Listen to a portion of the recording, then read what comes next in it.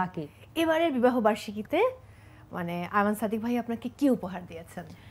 এবারের বিবাহ বার্ষিকীতে যদি আমি বলি, আমাদের দুইজনেরই এটা একটা ধরেন এগ্রিমেন্টের মতো আছে যে আমরা খুব বেশি টিপিক্যাল গিফট আদান প্রদান অতটা আমাদের হয় না, বাট আমরা যেটা করি হচ্ছে যে রাদার এক্সপিরিয়েন্সের উপর খুব ইয়ে করি, যে খুব ঘুরতে পছন্দ করি। আয়মানও ঘুরতে পছন্দ করে, আমি ওর থেকে একটু বেশি ঘুরতে পছন্দ করি।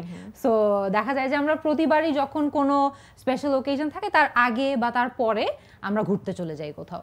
সো এবারও আমরা যেমন করেছি যে ওকে নিয়ে আমার অক্সফোর্ড ঘুরতে যাওয়ার অনেক দিনের ইচ্ছা। আমি ওখানে পড়ে আসছি প্রায় 1 বছর থেকেছিলাম ওখানে, বাট গিয়েছি যে 5 বছরের বেশি হয়ে গেছে। সো ওকে সবসময় বলতাম যে তুমি যদি থাকতা তাহলে অনেক ঘোরা যেত, তোমাকে অক্সফোর্ড ঘুরে দেখাতাম।